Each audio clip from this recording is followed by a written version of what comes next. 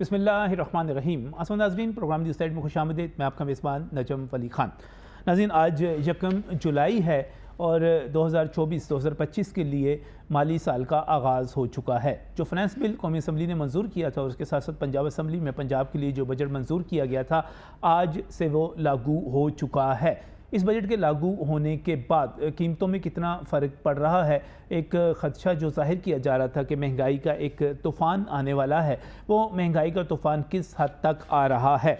Budget में जो शिकवा किया जा रहा है वो ये है कि सरकार की तरफ से टैक्स ही टैक्स कर दिए गए हैं। आज मिफ्ता इस्माइल और शाहिद खाकान अब्बासी ने जो प्रेस कॉन्फ्रेंस की, उसके जवाब में वफाकी वज़ीर इत्तलात अता तारड़ ने भी एक प्रेस कॉन्फ्रेंस की और बहुत सारी चीज़ें जो हैं उस पर हुकूमत की तरफ से वजाहत दी कि जिस तरह बयान किया जा रहा है ये सब कुछ उस तरह नहीं है। लेकिन इस वक्त जो आम आदमी की परसेप्शन है वो ये है कि तनख्वाहदार के ऊपर टैक्स बढ़ा दिया गया है और इस चीज़ को माना अभी एक रोज़ पहले वफाकी वज़ीर ख़ज़ाना मोहम्मद औरंगज़ेब ने अपनी प्रेस कॉन्फ्रेंस में कि तनख्वाहदारों पर एक दबाव जो है वो बढ़ गया है। परसेप्शन ये है कि तनख्वाहदार तबके की आधी आमदन हुकूमत लेकर चली जाएगी। किस तरह लेकर चली जाएगी?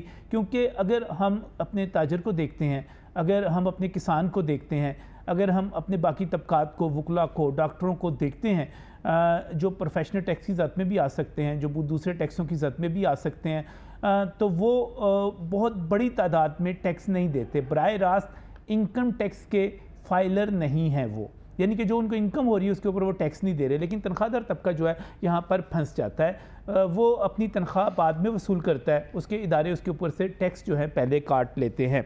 अब उसने एक दफ़ा टैक्स पे कर दिया जो कि बाकी तबकात पे नहीं कर रहे और वो फाइलर नहीं हैं, उसके आगे बढ़ते ही जब वो पेट्रोल लेने के लिए जाएगा उसको टैक्स देना पड़ेगा, जब वो घी खरीदने के लिए अब जाएगा उसको टैक्स देना पड़ेगा, जब वो दूध खरीदने के लिए बच्चों का जाएगा उसको टैक्स देना पड़ेगा। यानी आपने एक मरतबा टैक्स दिया, एक मरतबा फिर टैक्स दे दिया।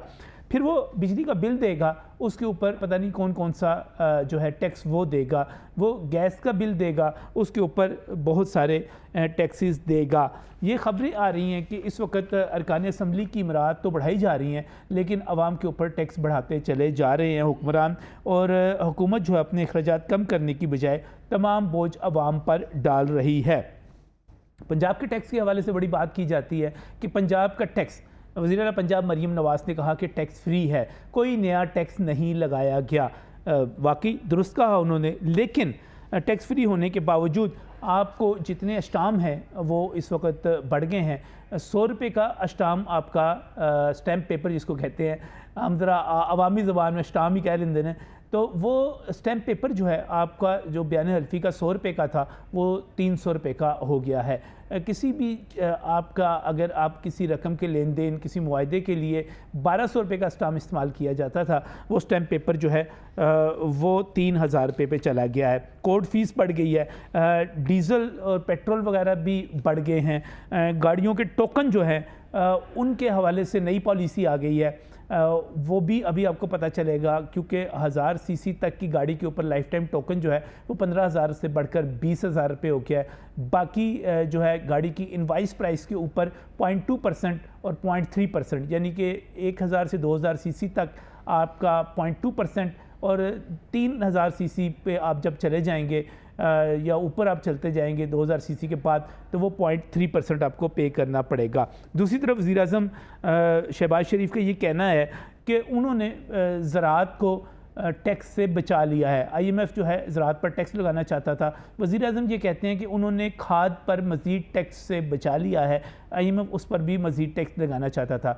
वज़ीर आज़म ये भी कहते हैं कि उन्होंने बहुत ठीक ठाक किस्म की नेगोशिएशन की है, मुज़ाकरात किए हैं और उसके नतीजे में उन्होंने तिब्बी आलात को बचा लिया है टैक्स से, और तिब्बी आलात पर टैक्स नहीं लग रहा। इसके साथ साथ उनका ये भी कहना है, उनका ये भी दावा है कि उन्होंने जो वेलफेयर के प्रोजेक्ट्स थे, खैराती अस्पताल कह सकते हैं आप उनको भी टैक्स से बचा लिया है।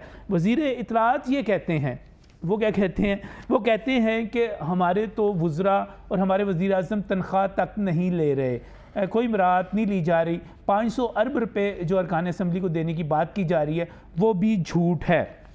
हम महंगाई को कम कर रहे हैं, नीचे लेकर आए हैं, लेकिन आज सूरत है क्या, किस किस्म के कितने टैक्स लगते चले जा रहे हैं, इस पर बात करेंगे। आज 1 जुलाई फाइनेंस बिल के नाफिज होने के बाद नए माली साल का पहला दिन कैसा है, क्या हो रहा है, इस पर बात करेंगे आज के प्रोग्राम में। आरिफ गुज्जर साहब हमारे साथ यहाँ पर मौजूद हैं। आप प्रेसिडेंट हैं करियानिया मर्चेंट एसोसिएशन के, और मेरा ख्याल है आरिफ साहब से बेहतर कोई बंदा नहीं है जो आज हमें प्राइसेस बता सके कि प्राइसेस हैं क्या।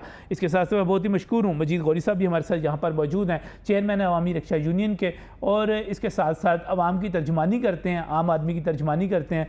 बहुत बहुत शुक्रिया मजीद गौरी साहब आपका भी तशरीफ़ लाने के लिए। चीफ रिपोर्टर नई बात और सीनियर इकनॉमिक एनालिस्ट हमारे साथ यहाँ पर अशरफ मेहताब साहब मौजूद हैं। बाकी लोगों की तरफ भी हम जाएंगे, लेकिन जब हम बात कर रहे हैं मुख्तलिफ चीज़ों के हवाले से, तो नूर महर हैं सदर पाकिस्तान फार्मासिस्ट लीगल फोरम के, और हमेशा अद्वियात की कीमतों के हवाले से बड़ी ज़बरदस्त बात करते हैं। बाकी चीज़ों पे बाद में बात करते हैं। आरिफ साहब, ज़रा जो हर्बल मेडिसिन है, ये होम्योपैथिक मेडिसिन है, उन पर भी GST लग गया है, उस पर भी रिएक्शन आ रहा है। उन्होंने एक पैगाम जारी किया है। सबसे पहले चलते हैं नूर महर साहब की तरफ कि वो क्या बता रहे हैं कि ये मेडिसिन की जो कीमतें हैं ये कितनी होने जा रही है और उनका रद्द अमल क्या है। वो कह रहे हैं कि कोई एहतजाज भी करना है। नूर महर साहब, पाकिस्तान में हर्बल, न्यूरास्यूटिकल और होम्यो अद्वियात पर और बच्चों के दूध पर 18% GST और सेल टैक्स लगाना किसी भी तरह जायज़ काम नहीं है। पाकिस्तान में ख़ास तौर पे जहाँ पे गरीबों की दवा जो है वो हर्बल और होम्यो अद्वियात हैं, तो इस पे GST लगाना आम मरीज़ों के साथ, गरीब मरीज़ों के साथ इंतहाई जुल्म है, और अद्वियात की महंगाई का एक तूफ़ान जो है वो आ रहा है। 1 जुलाई से पाकिस्तान में GST और सेल टैक्स का निफाज अगर ये जारी रहा तो 10 जुलाई 2024 को पाकिस्तान के तमाम बड़े शहरों में प्रेस क्लब्स के बाहर और पंजाब असम्बली के बाहर भरपूर एहजाजी मुजाहरा किया जाएगा। हम प्राइम मिनिस्टर ऑफ पाकिस्तान से और चीफ जस्टिस ऑफ पाकिस्तान से दरख्वास्त करते हैं कि सेल टैक्स के बारे में सो मोटो लें और वज़ीर आज़म इसको फौरी तौर पर वापसी का इक़दाम जी फौरी तौर पर वापस लें, चीफ जस्टिस सो मोटो लें और हुकूमत जो है वज़ीर आज़म इसको वापस लें। आज जब जनरल सेल्स टैक्स की बात की जा रही है और GST तमाम चीज़ों पे लग रहा है, ख़ासतौर पे बच्चों के दूध पर भी लग रहा है, आरिफ साहब ओवर टू यू, क्या कीमतें थी, क्या फ़र्क पड़ा, महंगाई हुई नहीं हुई, GST कितना असरअंदाज हुआ, ख़ासतौर पर दूध की कीमत में इजाफे की बात की जा रही है मुख्तलिफ कंपनीज़ के, क्या सूरत हाल है? बिस्मिल्लाहिर्रहमानिर्रहीम। नजम अली खान साहब ने बड़ी लंबी तफसील से समझाया। वो पढ़ी लिखी बातें हैं जिनसे पेट नहीं भरता। अच्छा। और हकीकत बिल्कुल और है। आवाम को ऐसी पढ़ी लिखी बातें नहीं चाहिए। जैसे आपने ज़रात को बचा लिया है, दूसरी चीज़ों को बचा लिया है, मैंने यही किया ना कि वो बचा लिया है, वो पता नहीं है या नहीं है। अगर आप सबसे पहले जो सबसे स्टार्ट होता है वो आटे से होना है, जो गरीब आदमी के लिए ज़रूरत है, उसके लिए लग्जरी आइटम। अब आटा भी हो गया। आटा सिर्फ एक हफ्ते के दौरान 370 रुपये पर 20 kg महंगा हुआ है। 2300 वाली गंदम अब क्या टैक्स ऐसे लग गया कि वो 2900 साढ़े 2900 रुपया होगी। इससे पहले जब स्टार्ट हुई थी गंदम कम होना, तो उस वक्त भी मैंने कहा था कि जब ज़मींदार से गंदम ले ली जाएगी, माफे के हाथ में आएगी, तो आटे का रेट फिर वही हो जाएगा जो इससे पहले 2800 था या 2700 रुपये था। ये आटे की बात। उसके बाद चीनी की बात है, घी की है। चीनी सिर्फ एक दिन में 5 रुपये पर kg महंगी हुई है, और घी की कीमतों में 10 से 30 रुपये पर kg महंगा हुआ है। ये बजट वो हैं जिससे ना तो लोगों की तनख्वाहें बढ़ी हैं, ना उनके बिजनेस बढ़े हैं, उनके बजट डिस्टर्ब हुए हैं। सबसे पहले ये चीज़। और दूसरी बात है कि दालों की कीमतों में 20 से लेके 70 रुपये पर kg तक महंगी होगी। चावल 25 रुपये पर kg महंगे हुए। और उसके अलावा जो बेबी फूड थे, लोगों की मजबूरी थी कि बच्चों को वो दूध देने हैं, वो 100 रुपया पर पीस का महंगा हुआ है 175 ग्राम का, 200 ग्राम या पाव नहीं, उससे भी कम। और जो बड़ा पैक है उसका 600 रुपया पर बैग है, जिसको पहले kg था, अब तो खैर वो 800 कुछ ग्राम का है। तो वज़न भी कम हो गया और रेट भी महंगे हो गए। पेट्रोल या दूसरी चीज़ें महंगा होना ये तो एक अलग चीज़ है ना। और जो खाने वाली चीज़ें हैं, जिसमें नान का रेट कम किया, करोड़ों रुपए खर्च किए कि ताकि रोटी 14 रुपये की सेल हो सके, उसमें 700 रुपया 50 kg बैग में पड़ा है, मैदे में और फाइन में। एक दिन में कोई चीज़ ऐसा टैक्स नहीं लगा, कोई ऐसी गैस नहीं बढ़ी, कुछ नहीं हुआ। ये चीज़ है कि कोई बंदा इसको रोकने के लिए ज़िम्मेदार है ही नहीं। कोई बंदा इसकी जिम्मेदारी लेने के लिए तैयार नहीं है कि महंगाई हो क्यों रही है। टैक्स लगा है 18% लगा है, इससे ज़्यादा लगेगा। किन रेटों पे लगेगा? चीनी पे कोई कंट्रोल ना पहले था, घी पे ना पहले कंट्रोल था ना अब कंट्रोल है। या तो ये चीज़ें कंट्रोल की होती ना कि आपने गंदम को ओपन छोड़ दिया, आटे को कंट्रोल कर रहे हैं, घी को होलसेल पे ओपन छोड़ दिया, रिटेल पे जाके आप कंट्रोल कर रहे हैं।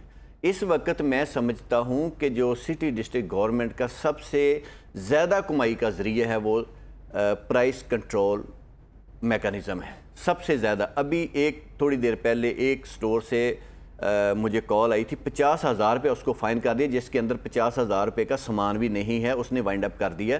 ये आपके एसी साहिबान थे, उनका तकब्बर देखना है। 13 बंदे उसके साथ थे, क्या वो आवाम को रिलीफ दिला सके? नहीं दिला सके। इससे पहले भी ऐसे ही था कि किसी किस्म की कोई पूछगिछ थी नहीं। अभी 18% ये बात है। आप ये देखेंगे एक हफ्ते के दौरान जो महंगाई का तूफान आएगा ना रुकने वाला है, आवाम के लिए जीना मुश्किल हो जाएगा। बहुत बड़ी बात की जा रही है इस वक्त आरिफ साहब, ये जो मिल्क है, कोई भी दूध है, वो नेस्ले का हो जाए, मिल्क पैक हो जाए, ऑलपर्स हो जाए, हबीब हो जाए, कोई भी हो जाए, वो उनके रेट जो हैं वो बढ़ रहे हैं। कितने बढ़ रहे हैं सर? वो देखे ना, अगर 18% भी आप बढ़ाएं जी हाँ, तो 100 रुपये पर लीटर महंगा हुआ है। अपना दूध हमारा 170 रुपये लीटर, जी हाँ, उनका 270 था पहले। चले वो 270 से 370 हो गया। नहीं, वो प्रिजर्व करते थे, उनका एक फैक्ट्री के चार्जेस थे, उनके दूसरे चार्जेस थे, वो पहले से महंगा था। अब मजीद क्या रेट? कितना? पहले से भी अगर महंगा था तो 270 का हम मान लेते हैं कि 270 का था, 100 रुपए पर लीटर के हिसाब से महंगा हो गया। ये जो 100 रुपया नहीं, इस वक्त जो अब बजट आने के बाद ये 270 के बाद 100 रुपया महंगा किया जा रहा है। जी, 100 रुपया उन्होंने अपनी रेट लिस्ट जारी कर दी है। आज से उनके रेट जो 1 लीटर का था वो 370 का हो गया है। 18% पे अगर 18% भी हो तो 270 के ऊपर ही आप उस पर पहले भी जीएसटी लगा हुआ होगा, कुछ ना कुछ तो टैक्सेस उस पर भी होंगे, चलें वो आप छोड़ दें, तो ये कोई 45 रुपए के लगभग बनता है इजाफा। ये 100 रुपया इजाफा कैसे हो गया? 50 रुपए भी नहीं बनता, ये 50 पर लीटर नहीं बनता। ये 100 रुपया इजाफा कैसे हो रहा है? यही जो चीज़ है ना कि सरकार ने इससे पहले भी किन रेटों पे उनको टैक्स लगाया हुआ है कि उनके उनके अखराजात कितने हैं, दूध कितने का है। क्या वो दूध के ऊपर टैक्स लगना था या जितने उनके अखराजात थे कि उनके ऊपर लगना था? अगर दूध के ऊपर भी लगे 270 ही हम मान लेते हैं कि 270 रेट उनका ठीक था। अगर 270 भी था तो अगर सिर्फ 18% उस पर डालते तो वो 40-45 रुपये बनते। तो अब 100 रुपये की उन्होंने नोटिफाई कर दिया रेट। किसी ने नहीं पूछा कि 100 रुपया किस हिसाब से बढ़ाया, क्या 36% लग गया उस पर टैक्स? जब 18% लगा तो कम से कम आवाम के ऊपर अगर टैक्स लग भी रहा है तो कोई तो चेक एंड बैलेंस होना चाहिए कि कौन सी कंपनी कितना बढ़ा रही है। ये सबसे बड़ा मसला यहाँ पर यही पैदा होता है। अशरफ मेहताब साहब, महंगाई का एक तूफान जो है वो आ जाता है और हुकूमत जो है और किसी भी चीज़ का रेट जो है वो अगर हुकूमत की तरफ से 2 रुपये बढ़ाया जाता है तो बाकी जगहों पर 5 रुपये 10 रुपये बढ़ जाता है। ये क्या सूरत हाल है? आज 1 जुलाई है, नया फाइनेंस बिल नाफिज हो गया है, क्या सूरत हाल है? बहुत मेहरबानी। आपको पता है कि हर बजट के बाद, बल्कि बजट से पहले ही लोग जो है जैसे ही उनके कान में आवाज़ पड़ती है या वो क्या कहते हैं, बच्चे के कान में अजान दी जाती है तो इनके कान में भी आवाज़ पड़ जाती है, अजान समझते हैं और ये फ़ौरन कीमतें बढ़ा देते हैं। बजट से पहले ही कीमतें जो हैं वो बढ़नी शुरू हो गई थी। ये इसकी गाड़ियों की आप देख लें, मैं जब उनसे बात करी, उनके पास गया तो उन्होंने कहा जी अभी आज से ये बजट से पहले की बात बता रहा हूँ, 1 हफ्ता। तो उन्होंने कहा जी गाड़ियाँ तो लोगों ने महंगी कर दी हैं, जो इन्वेस्टर हैं उन्होंने रोक ली और कहते हैं कि वो तो महंगी हो गई है इसलिए कि टैक्स लग गया, हालांकि 1 जुलाई से होना था। तो हमारे मुल्क में एक ये भी अलमिया है कि टैक्स लगता है और उसकी इम्प्लीमेंटेशन कभी होनी होती है, लेकिन उससे पहले उसमें महंगाई कर ली जाती है। जैसे अभी आरिफ साहब ने बताया, जब ये डॉलर ऊपर था तो इन्होंने बहाना बनाया, डॉलर बहुत ऊपर चला गया जी, चीज़ें बढ़ा दी उन्होंने। जब डॉलर नीचे आ गया तो कीमतें नहीं, रिलीफ नहीं दिया आवाम को, इनको दे दिया रिलीफ उन्होंने। इनको क्या किया, इनको कहा जी आपको हम 15% और रिलीफ देते हैं, आप 15% और ले लें, लेकिन आवाम को आपने पास ऑन नहीं करना। तो ये हमारे मुल्क में अलमिया है कि जो अवाम के लिए हुकूमत आती है, अवाम की खैर ख्वाही के लिए कहती है कि हम रिलीफ देंगे, वो नहीं देती, वो प्रोटेक्ट करती है। अब ये वज़ीर-ए-आज़म साहब किस मुंह से कह रहे हैं कि हमने ज़राअत को टैक्स से बचा लिया? जगीरदारों को बचाया उन्होंने टैक्स से। सही पूछे तो जो अरबों रुपए पहले ही लूट रहे हैं और डबल कमाई को ज़राअत की कमाईदार करते हैं। सनत लगाई है, उसकी कमाई आई है तो कहा जी मुझे ज़राअत से हुई है कमाई, ज़राअत की कमाई आई है तो उसमें भी कोई टैक्स नहीं लगा। अब ये जो गंदम की कीमत बढ़ गई है और बाकी चीज़ों की बढ़ गई है कीमत, क्या इस पर तो टैक्स नहीं लगा? तो फिर ये क्या वजह है? इससे बेहतर था कि इस पर टैक्स लगा देते, कोई आमदन आती। अगर 1700 रुपये आपने एक मन के अंदर उस वक्त बढ़ा दिए थे तो उसमें टैक्स क्या आ रहा था हुकूमत को? लोगों को 3000 अरब का मुनाफा हुआ, उसमें अगर आप 5% भी टैक्स लगाते हो अच्छा खासा टैक्स आ जाना था। फिर वज़ीर ख़जाना साहब ने बड़े कहा जी, दावा किया जी हमने जो है वो जो ये जो होल सेलर हैं, ये दुकानदार ताजर हैं, इनको टैक्स रेट मिले 40,000 का हम जो है आज से टैक्स लेना शुरू करेंगे। मुझे ये बताएं, अपने मुंह से कह रहे 31 लाख ये सारे हैं होल सेलर, और 40 लाख को आप उनमें से परसेंटेज निकालें, ये 2.9% बनता है। मुझे ये बताएं, सरकारी मुलाजम पे, आम निजी कंपनियों के मुलाजम पे आपने टैक्स बढ़ा दिया है। जिसकी 50,000 से ऊपर आमदन है उसको आपने डबल टैक्स कर दिया, 100% बढ़ा दिया है। जिसकी उससे है उसको भी आपने उसके ऊपर भी बढ़ा दिया है। भाई आप कहते हैं वो जो ज़राअत है सूबे का मसला है, मुझे ये बताएं जो सूबाई आपके मुलाजमीन है, सरकारी हैं, दूसरे हैं, वो फिर किसका मसला है भाई? उस पर क्यों टैक्स लगाया आपने?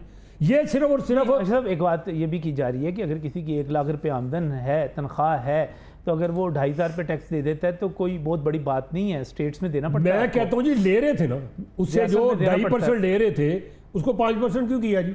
नए टैक्स गुजार क्यों नहीं ढूंढे? इन्होंने तो कहा था हमने जो पुराने उन पर लगाएंगे नहीं। ये जगीरदारों को फायदा दिया इन्होंने, ये आम मजदूर को, काश्तकार को नहीं फायदा दिया। ये जो बड़े बड़े जगीरदार इस वक्त असम्बलियों में बैठे हुए हैं, इनके साथ हैं, इनके फाइनेंसर हैं, इनके इलेक्शन लड़ते हैं, उसमें पैसे लगाते हैं, ये उनको फायदा दिया है उन्होंने। ये अरबों रुपए इधर से आने थे, नहीं लिए, नहीं लगाया उन पर टैक्स, लगना चाहिए था। कितनी सितम तरीफी है कि जो हमारा गरीब आदमी वो पिस रहा है, जो मजदूर है इनके लिए कमाता है। हम दो जो बिल अदा करते हैं बिजली के, आप और मैं, ये सारे हम 2-3 बंदों के बिल अदा करते हैं, 3 लोगों के बिल अदा करते हैं। आप पूछेंगे कौन से?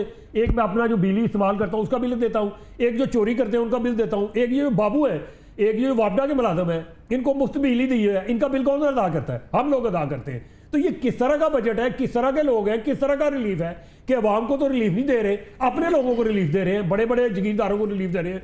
अब इन्होंने क्या किया है, जो बाबू हैं अगर वो प्लाट बेचेंगे उनको इनकम टैक्स माफ कर दिया इन्होंने, चाहे वो रिटायर हैं चाहे वो मुलाजम में है। इसी तरह से उन्होंने कहा कि जो फौजी हैं चाहे वो रिटायर हैं चाहे वो एक्समैन है, सर्विस मैन है, उनके ऊपर ये इनकम टैक्स नहीं लगेगा। तो फिर किस पे लगेगा भाई?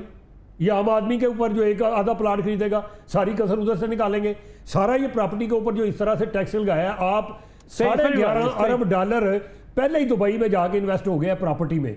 जब आप इस तरह के अजीब किस्म के आप लगाएंगे टैक्स, तो बाकी भी ये सारा वाइंड अप होगा, बाहर के मुल्कों में लोग इन्वेस्टमेंट करेंगे, यहाँ कौन इन्वेस्टमेंट करेगा? तो ये सारी बड़ी इन्वेस्टमेंट पे बाद में बात करेंगे। मजीद गौरी साहब हमारे साथ यहाँ पर मौजूद हैं, हमेशा अवाम की बात करते हैं, गरीब आदमी की बात करते हैं। गौरी साहब, क्या सूरत हाल है जी? बजट को किस तरह देख रहे हैं? मुश्किल बजट है वैसे।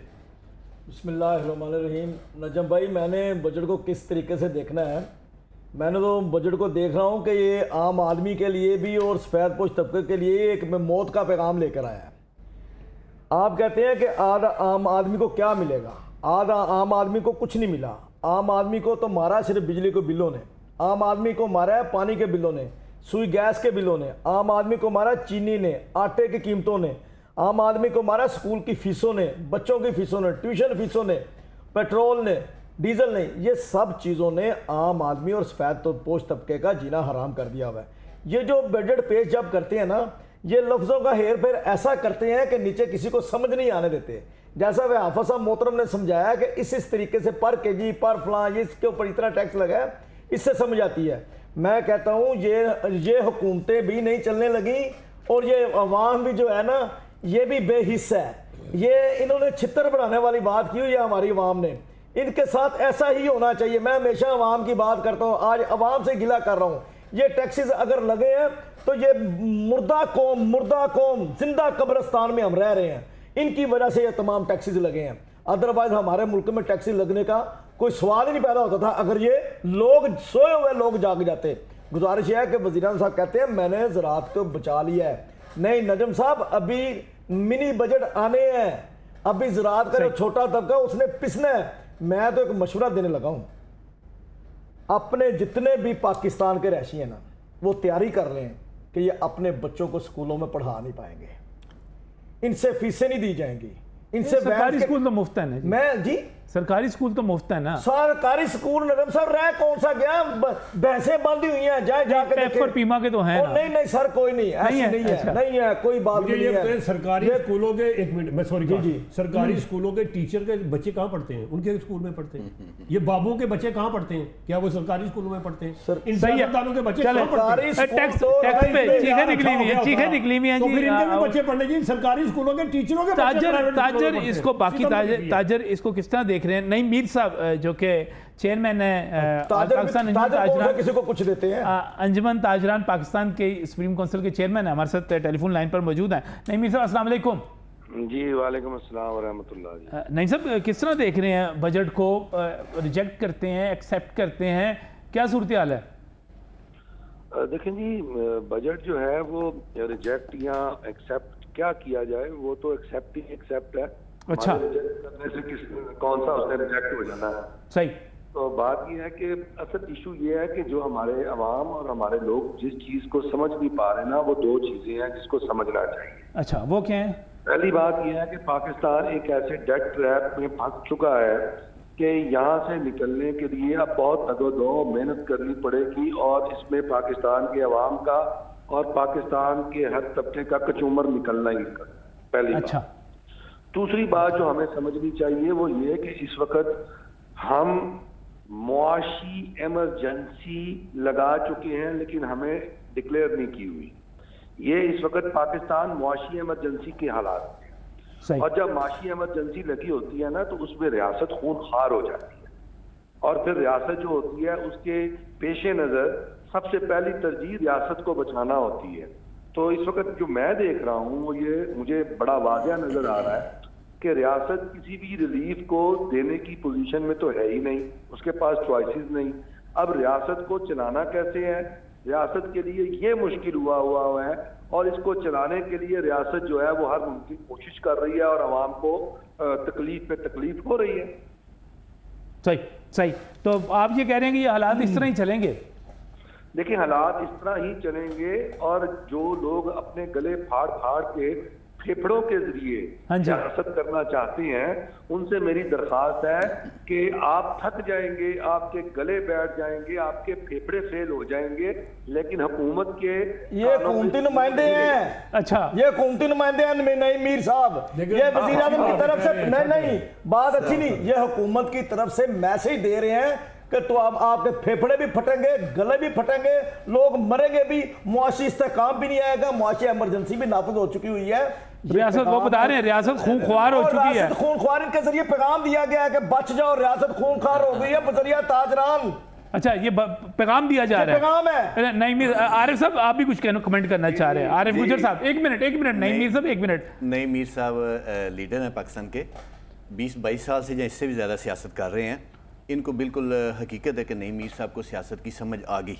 अच्छा, अब हाँ, अब आई है सियासत, क्योंकि इमरान खान साहब को 22 साल बाद सियासत की समझ आई थी। अच्छा, कि हकीकत नहीं मीर साहब को भी 22 साल बाद आ गई। मीर साहब को भी सियासत की समझ आ गई, बिल्कुल। चीफ कोऑर्डिनेटर नहीं है, अंदर नहीं जाएंगे, अब नहीं अंदर जाएंगे। नहीं मीर साहब को सियासत की समझ आ गई, चीफ कोऑर्डिनेटर बने हैं अब जाके ताजर दोस्त स्कीम के, ताजर दोस्ती के इससे पहले हमेशा नहीं मीर साहब ने ताजर बरादरी की नुमाइंदगी की, भरपूर की, मज़ामत की, और हकीकत ऐसा किया है हर हालत में। लेकिन अब मेरा ख्याल जहाँ नहीं मीर साहब थक गए हैं, जहाँ सियासत की समझ आ गई है, आप थक गए हैं, या आप हुकूमत का पैगाम दे रहे हैं कि कुछ नहीं होना, ये क्या ये सारा कुछ जो आप तो बड़ी अचानक हमले हो गए हैं सारी तरफ से?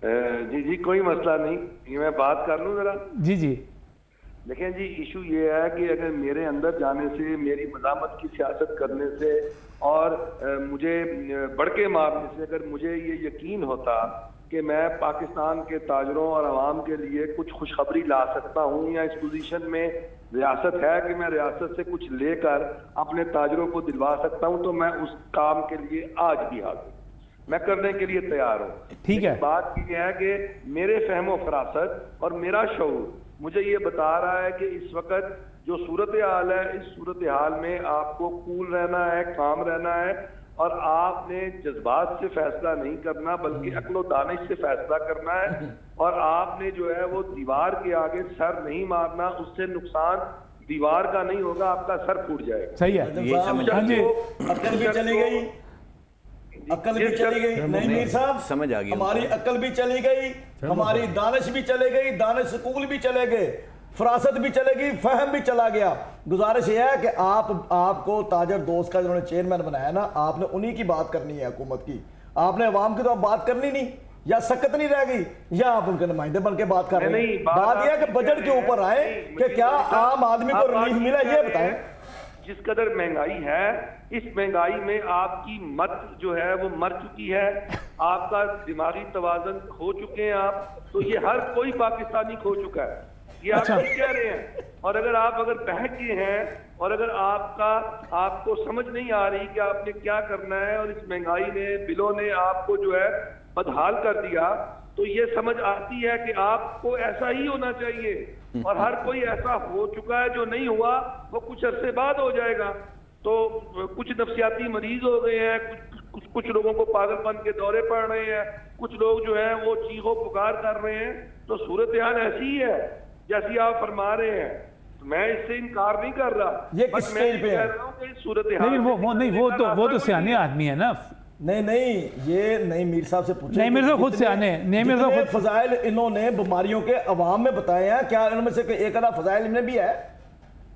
जाहिर है हम भी हैं, लेकिन हम जो है हम सबर का दामन हमने हाथ से नहीं छोड़ा। हाँ। और हमें यकीन है कि ये सबर ही जो है ये आगे रियासत को लेके चलेगा। हाँ। और मैं भी इनको ये दर्ज दे रहा हूँ जो लोग बैठे हैं कि आप भी सबर करें, क्योंकि कुरान मजीद में आता है कि इन्नल्लाह मअस साबिरीन, अल्लाह साबरीन के साथ है।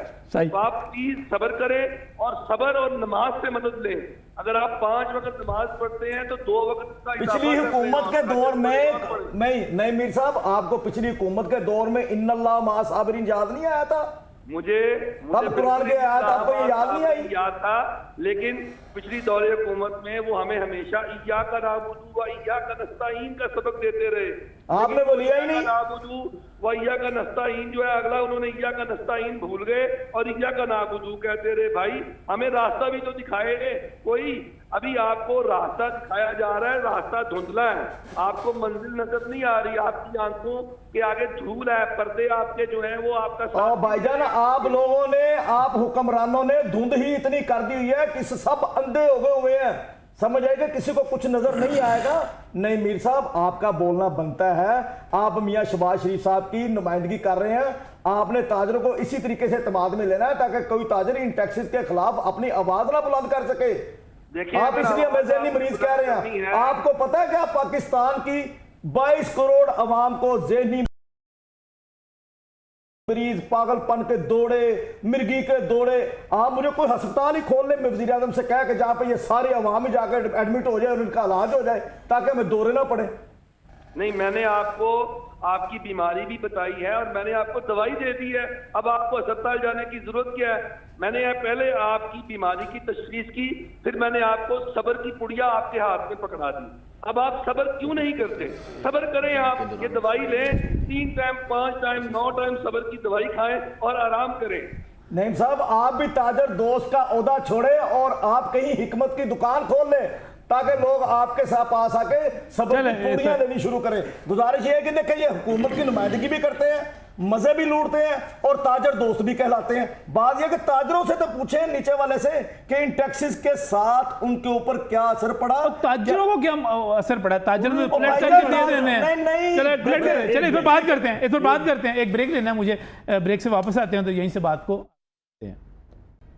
वेलकम बैक फ्रॉम द नज़ीम। बात की जा रही थी यहाँ पर बजट के हवाले से। आज 1 जुलाई है और 1 जुलाई पहला दिन है जब फाइनेंस बिल नाफिज हुआ है। हुकूमत पंजाब ये कहती थी कि उसका जो बजट है वो टैक्स फ्री है। अगर ये टैक्स फ्री बजट है तो फिर जो बढ़ते जा रहे हैं टैक्सेस, क्या ये सारे वफाक के हैं? अशरफ महताब साहब भी मौजूद हैं, गौरी साहब भी मौजूद हैं, आरिफ साहब भी मौजूद हैं। और सर ये जो टैक्स फ्री बजट था पंजाब का, इसके बाद इसके ये शिकवे कर रहे हैं सारे के सारे की चीज़ें बढ़ती चली जा रही हैं। कोर्ट फीस बढ़ गई, स्टाम्प बढ़ गया, फलां चीज़ बढ़ गई, टोकन टैक्स बढ़ गए। इसके बावजूद हम इसको टैक्स फ्री कह सकते हैं बजट को?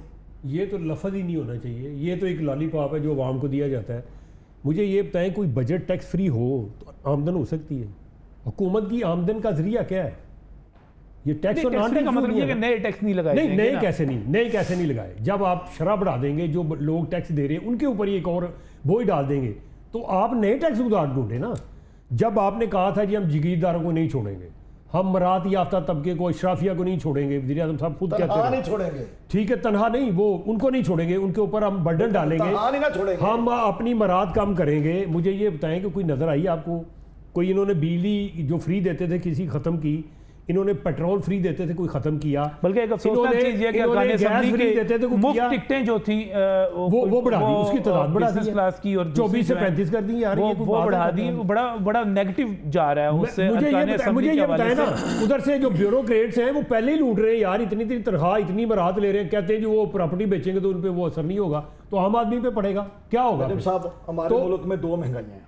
अच्छा, 2 महंगाइयाँ, 2 महंगाइयाँ, सही। ये आफत साहब भी मेरी इस बात की तस्दीक करेंगे और अशर मेहताब साहब भी। एक वो महंगाई है जो टैक्सेस की सूरत में मरकजी हुकूमत और पंजाब गवर्नमेंट ने हमारे ऊपर लागू की। ठीक हो गया। एक वो महंगाई है जो मैं और दीगर जो लोग हैं वो खुद साख्ता महंगाई करते हैं। ये सही है। खाने पीने की अशिया पर, कपड़े पर, जूती पर, एवरीथिंग चीज़ों पर, उनको कंट्रोल करने के लिए प्राइस कंट्रोल कमेटियाँ होती हैं जो कि पाकिस्तान में बुरी तरह नाकाम है। पंजाब के अंदर एसी साहबान बड़े बड़े डबल कैबिन डालों के ऊपर सिर्फ आलू का रेट पूछकर 2-4 हज़ार रुपये का चलान किया और उसको जेल करता किया और अपने टेम्पो बना दिया। गुजारिश ये है कि महंगाई एक है और खुद साख्ता महंगाई। ये आपकी बात, अभी हम जो शुरू में बात कर रहे थे कि हुकूमत ने 18% GST दूध के ऊपर लगा दिया, डब्बा बंद दूध जितने हैं उसके ऊपर लगा दिया।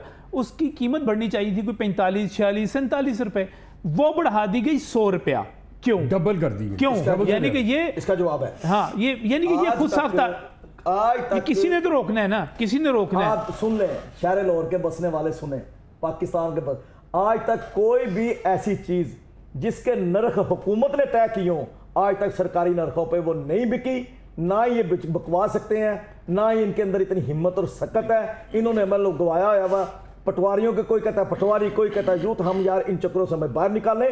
पाकिस्तान को बेहतरी की तरफ किस तरीके से लेके जाना था वो आप लेकर नहीं गए। आपने पाकिस्तान के सामने पाकिस्तानियों का, आपने गरीबों का मुआशी कत्ल किया, आपने इनको जिंदा दरगोर किया, आपने इनके बच्चों का मुआशी कत्ल किया। और दूध का जो डब्बा जिसकी बात नजम अली खान साहब आप कर रहे हैं, उसका वेट भी मुकम्मल नहीं है, वो 850 ग्राम 800 ग्राम में केजी देते हैं। अब ये इस तरीके से बेईमानियां शुरू हो गई हुई हैं। गुजारिश ये है कि तंदनी ताननी बिगड़ी है, मुआशरा भी खराब है, हुक्मरान भी जालिम है। दूसरी बात, अगर गौरी साहब अगर जाते तो मैं थोड़ा सा ऐड करूं, जब ये बजट नहीं आया था तो वज़ीर ख़ज़ाना साहब खुद आके कहा था जी 1000 अरब, थोड़ा नहीं 1000 अरब रुपया हमारे ये जो खसारे में जाने वाले महकमे ये खा जाते। मुझे बताएं एक स्टेप लिया यहाँ बजट में उनके खिलाफ, किस पे कट लगाया?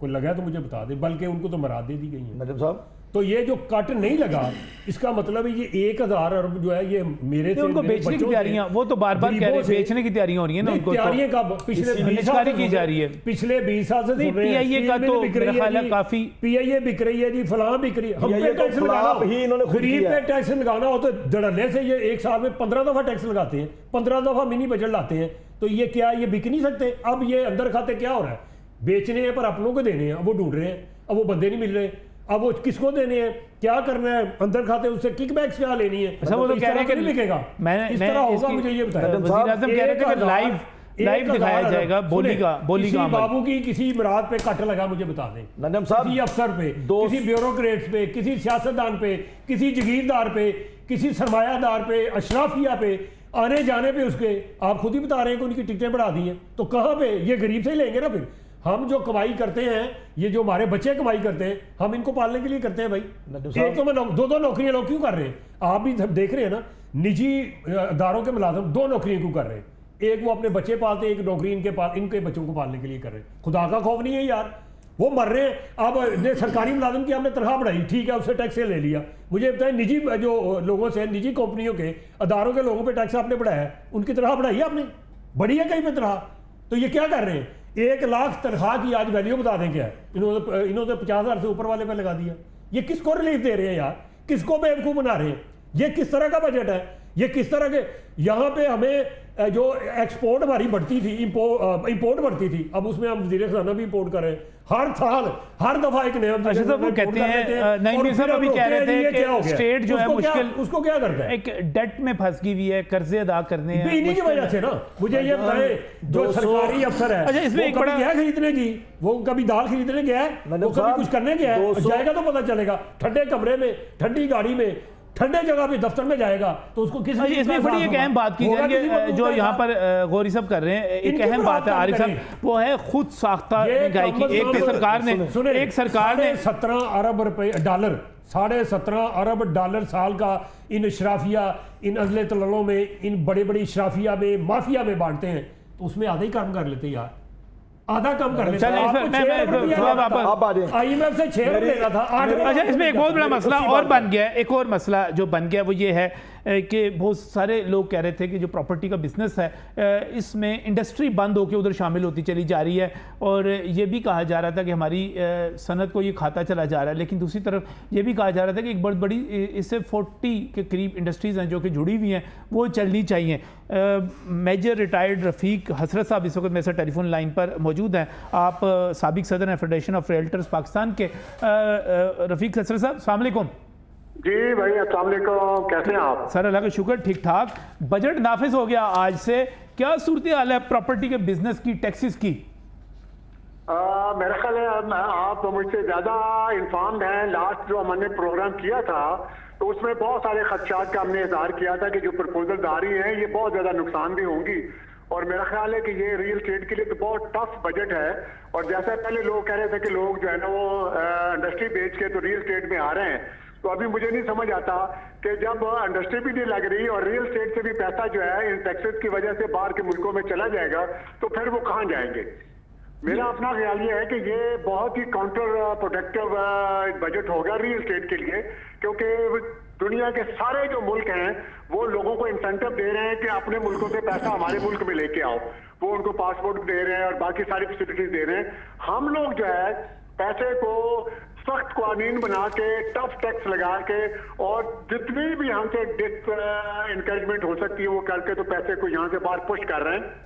जब पैसा बाहर चला जाएगा तो ना वो इंडस्ट्री में लगेगा, ना रियल एस्टेट में लगेगा, ना गरीब के काम आएगा, ना अमीर के काम आएगा। मुझे नहीं समझ आती कि इतने ज्यादा टैक्स लगा के जो FBR वाले हैं वो क्या अचीव करेंगे।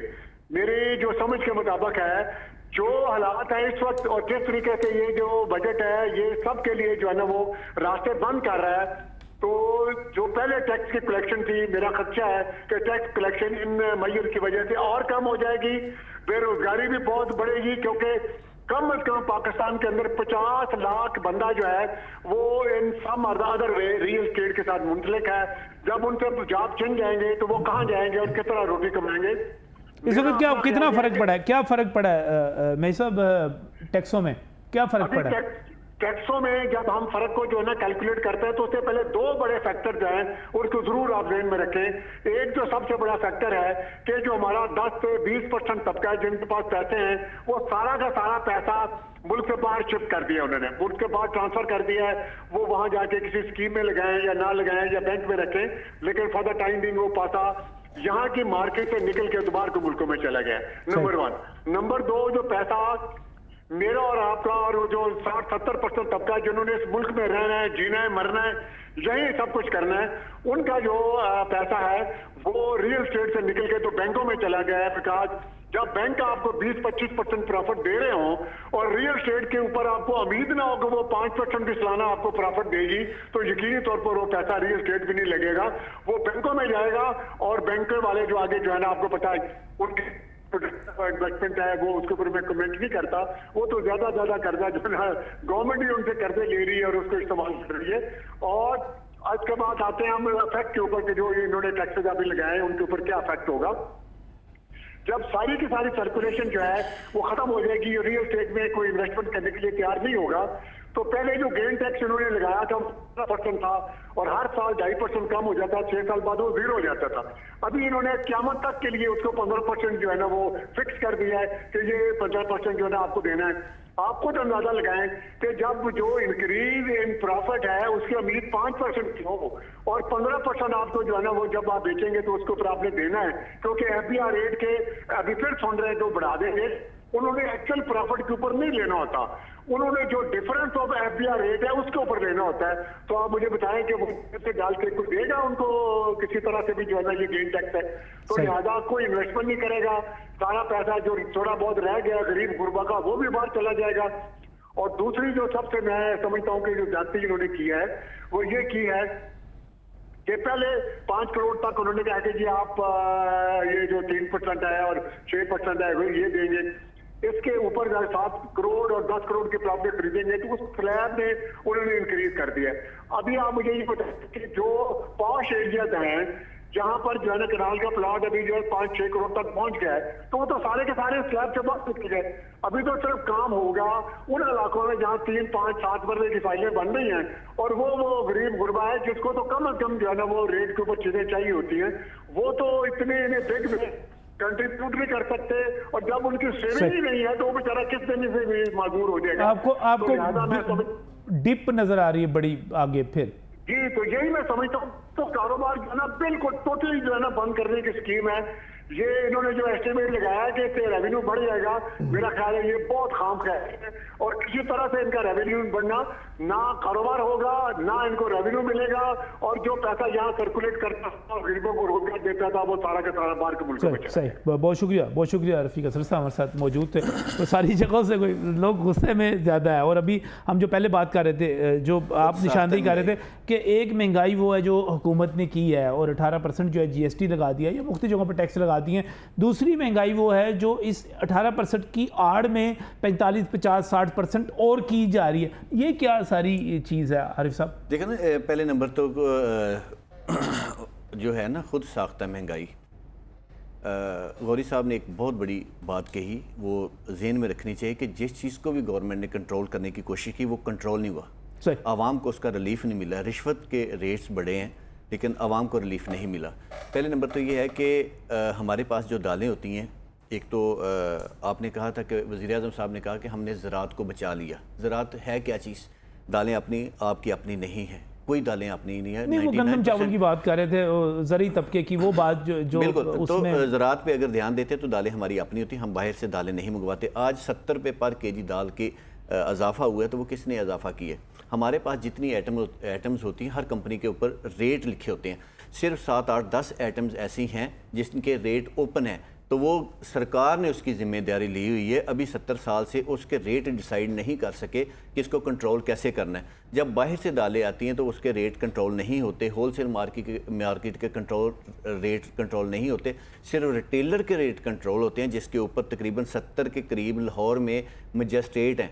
फिर उसको रोकने के लिए, आवाम को रिलीफ देने के लिए 5-5, 6-6 लड़के रखे हुए हैं जो थाने अलग अलग रेट्स पे चल रहे हैं आवाम को रिलीफ देने के लिए।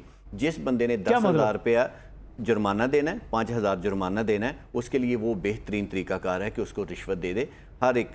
अभी इस हफ्ते में ना तकरीबन रिश्वत के रेट्स बढ़ गए हैं। जितने चेन स्टोर हैं, जितने बेकरीज हैं और जितने दूध वाले चेन स्टोर के स्टाइल के, ये टोटल लोग गारंटी के साथ श्योरिटी है पैसे देते हैं 3 लाख से लेके 1-1 लाख रुपए तक।